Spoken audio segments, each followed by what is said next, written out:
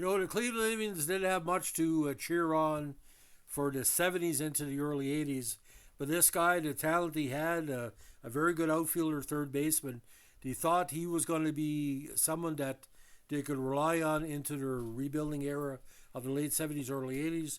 It didn't work out, but for what he did, he was, again, very talented, very underrated. Were it not for a numbers game in California and San Diego, he would have got a regular go. So today we're going to be talking about a forgotten player for a lot of people, but not for San Diego and Cleveland fans, Paul Dade. Now, Lonnie Paul Dade, born in Seattle, Washington, was a Major League outfielder third baseman. On June 4, 1970, the highly regarded athlete was drafted by the California Angels 10th overall in the first round of the 1970 amateur draft.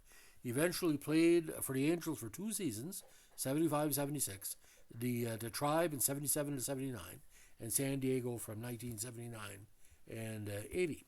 Now, he was called up to the Angels after hitting .332 in 100 games for the El Paso Diablos of the Texas League, and then .545 in 9 games for the Salt Lake City Gulls of the PCL.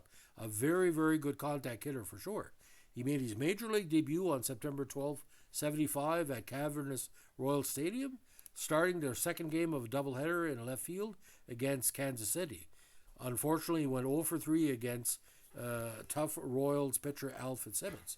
Now, with the Indians in 77, Dade had a very good campaign. He had career highs in games played, 134, games started, 111, plate appearances, 508, hits, 134, batting average, 291, runs batted in, 45, and runs scored, 65.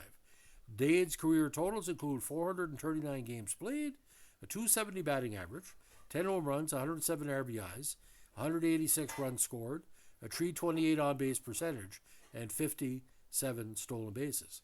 Now, after his Major League career, he played 1 season in Japan for the Hanshin Tigers in 81, where he became a fan favorite. Unfortunately, Dade died of virulent lung cancer on August 25th, 2016, leaving many fans to mourn his talent. Now, loss of his talent. California that first season, again, 6 for 30, 76, played only 13 games with 1 hit. He had his first home run with Cleveland in 77, 3 home runs, 45 RBIs, 291. Second campaign in 78, he had 3 home runs, 20 RBIs, and a split season between Cleveland and San Diego in 79. He had 4 home runs, 37 RBIs, and last season with San Diego in limited duty, only had 3 RBIs in 53 plate appearances.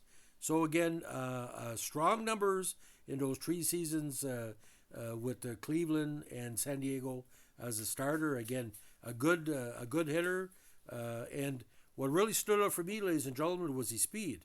He had 1979. He had 25 stolen bases after years of 16 and 12 before. So again, a forgotten player by many, but not by me. I always thought, like I said, he was going to be big in Cleveland's future. But like I said, there was other players coming up. Cleveland was trying different trades and different players.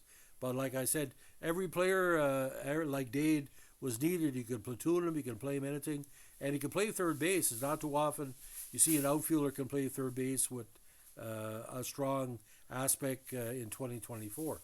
So this is one of a series requests from our followers, and we love the Cleveland Indians requests, so keep them coming. Don't forget the Cleveland Indians being part of the LAs for so long.